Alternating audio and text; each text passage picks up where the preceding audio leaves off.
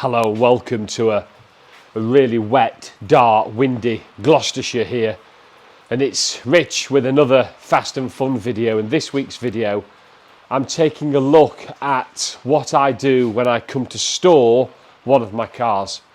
There's sort of 8 steps that I always do and that I always recommend. This video is not about whether you should or not. This is assuming that you want to, and that's why you're watching the video. I did a video last year about similar sort of time where I looked at the pros and cons to winter storage or winter use, and I'll post a link up here somewhere. But this is specifically what to do if you're storing a vehicle in a garage for several months over the winter. 8 points, 8 tips for me, and the first one we'll go straight into is the garage itself. Really, regardless of the car, having a garage that is, well, a night like tonight, watertight, dry. That's one of the reasons I got a timber garage made, because it can absorb moisture and it keeps actually the cars very dry during the winter months. But certainly if you're going to use the garage, make sure it's watertight and well maintained as well, because what you don't want is damp in there, water in there over the winter months if you're going to store a vehicle. So garage prep's really important, and I always try to keep the garage clean, tidy, etc. Prevent things falling off the walls, etc, etc. So number one is garage. Make sure your garage is ready for the car. 3 things before you even put the car into the garage. One is, it's always best to store a car with fresh, clean fluids. Whether that's you've done it yourself, whether that's through a service, but I think there's nothing worse than storing a car away over the winter and you're doing it with old, dirty, well-used oil. Really, all the fluids, make sure they're all topped up, ideally fresh, ideally replenished.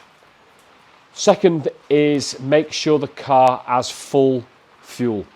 Now, I've seen many comments on social media and on car forums about whether a car should be stored with or without fuel.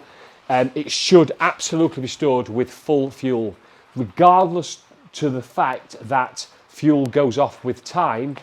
And the reason you've put full fuel is because you don't want corrosion forming in the tank.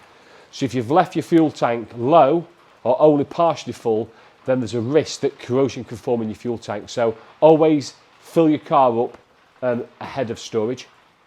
And then the third thing before you even put your car away is make sure it's clean and make sure it's dry. So give it a good wash, make sure it's thoroughly dry. If it needs to, you polish it, but most importantly, make sure you've got 1 or 2 layers of wax protection onto the car as well, just to protect the paintwork. When I say dry, that's really important, and that's not just the paintwork itself, but it's the suspension, it's the brakes, etc. So normally once I've washed the car, I always take it up and back down the road just a few miles, just to make sure it gets any of that water out of the suspension, brakes, etc. before you're parking away for the long winter months. So once the car's in the garage, a couple of really important bits. One is the handbrake. Please make sure that you don't put your handbrake on. So leave the handbrake off at all times. What you don't want to do is get that bound on. And secondly is tyres. You don't want flat spots on your tyres. Now, I always overinflate my tyres, and overinflation for me is somewhere between 40 to probably 45 psi. Some people jack the car and put them on axle stands to get the tyres off the floor. I don't think that's needed. In fact, I would say you shouldn't do that, because your springs, dampers, suspension systems have been used and are used to being sat at a midpoint. What you don't want to do is be them fully extended, because that's not the natural position. So for me, overinflated tyres, they should be absolutely fine. With the handbrake off, then there's 2 other things, and probably the next most important thing is this: a battery tenderer. This is not a trickle charger. There's a key difference. Trickle charger will provide a constant current onto your battery, which you do not want to do for prolonged periods of time.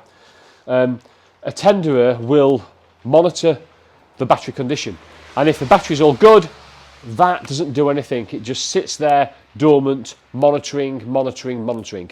Should your battery drop any voltage, the device detects that and then puts a pulse trickle charge into the battery to keep it nicely topped up through the winter months.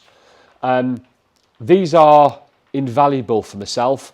I use it on all the cars. I think on older cars like sort of early 90s, less important. But I think for more modern cars from the sort of late 90s into the early noughties, it becomes more important that you use something like a battery tenderer, because it's critical that you keep the powered systems. Even though you think the car's dormant, there's always a drain on that battery. I use a CTEC MX 5.0. They're about £65–70 from Amazon. I've got 2 of these, really good devices these. Strongly recommend, because they do another couple of things. One is they are compatible for AGM batteries as well.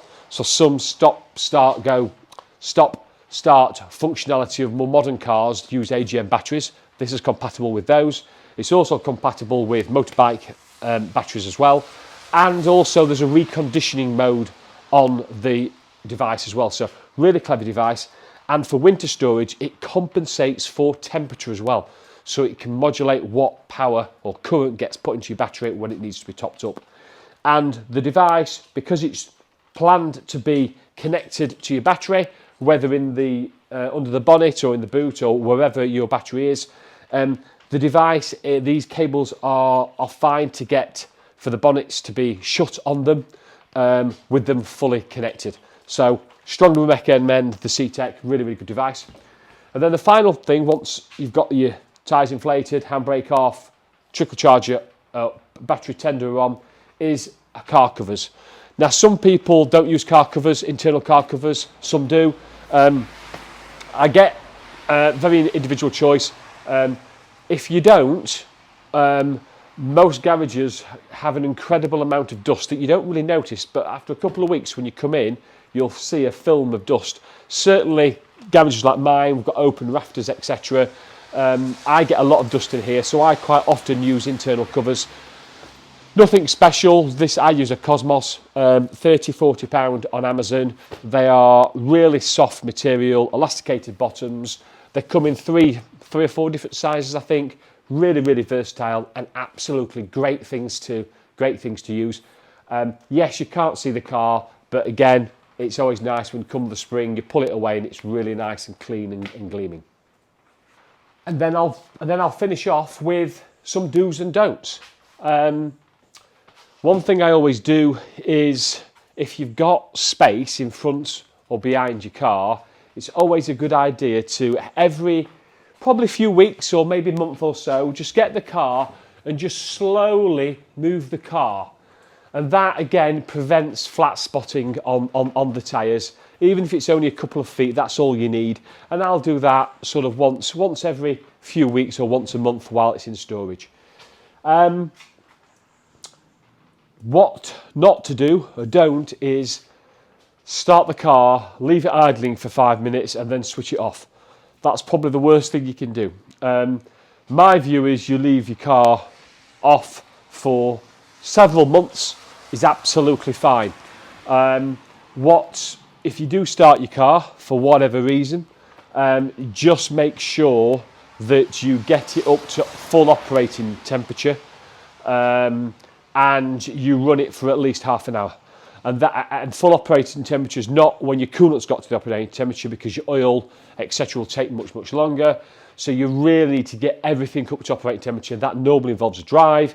But if you go out in it, then if you've sawn your vehicle, you're going to have to tax your vehicle. And if it's dirty, you're going to have to clean your vehicle again. So taking your vehicle out, I don't do it. And that's normally predicated on I'll leave my vehicles off the road for around about 3 to 4 months maximum.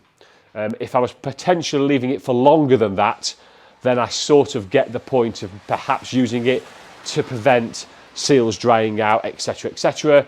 But I think for 3 or 4 months during the winter, I've never had an issue for not starting and using the car. And the final point is when it comes back to starting the car after it's been off for the winter. So it comes spring, starts to get warmer, starts to get milder, starts to ready for you to bring the car back out.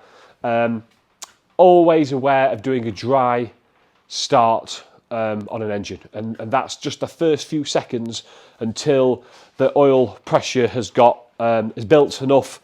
You just don't want to crank that engine over until that's built up. So what I normally do is do a sort of a dry start, and I'll do a video about what I do when it comes to getting my cars back out in the spring, and I'll do another video specifically around that, because there's a few different sort of things that I do when we come to the springtime. But hopefully, if you follow everything that I've done, including, say, the C-Tech, internal cover, handbrake off, inflated tyres, it's clean, fluids are full, it's clean, it's dry, then I don't think you should have any problem with taking your car off during the winter.